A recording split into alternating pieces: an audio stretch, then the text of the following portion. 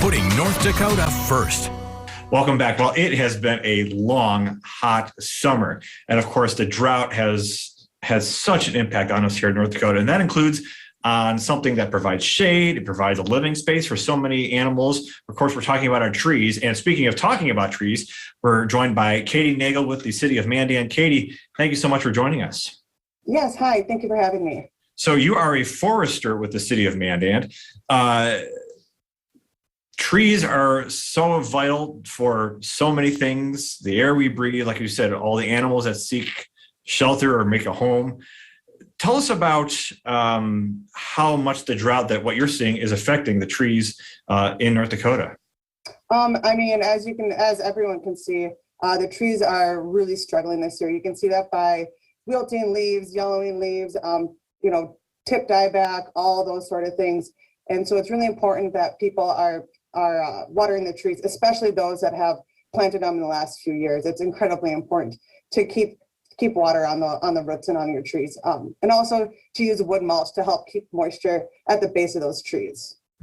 Now, people watching this interview might be thinking of all the things that we could be talking about here on the news tonight. Why should we be thinking about trees, Katie?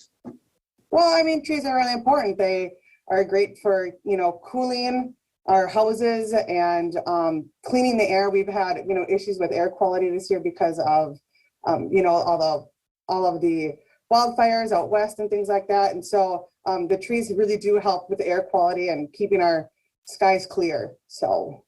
Mm-hmm. Now, if somebody wakes up this weekend and decides, you know what, I want to plant a tree in my front yard, especially given the drought, what kind of trees should they consider? I think they should try to stick to things that are native to North Dakota.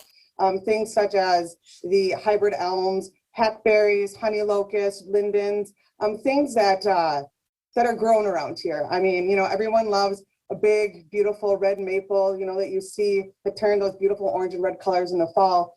But, around here with our soil acidity and our soil types, they don't really always thrive here. And so it's really important to choose the right tree for the right site. NDSU actually has a really great resource. It's called the NDSU Tree Selector. And if you just Google that, they have a whole bunch of list of trees and their sizes and what kind of requirements that they need. So, and getting back to the drought and what's going on in the air right now, two questions. Number one, give us some tips on utilizing the water that we need and not as much as we want to keep those trees alive. And two, how much can a tree or a few trees impact the air that you and I breathe?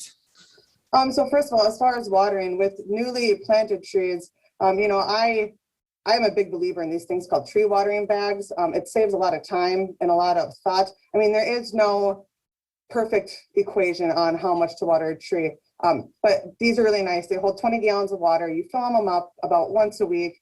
And the best thing to do is to check the dirt underneath and around your trees. If the soil is dry a couple inches down, then you know that they do need some water. And so, especially with the air quality and things like that, trees are filters. So they filter the air. They're taking in that carbon dioxide and pushing out clean oxygen. And that's, everyone wants clean air. And so we need those trees to help filter that air out. Katie, thank you so much for your time. We appreciate it. Yes, thank you. You have a great day.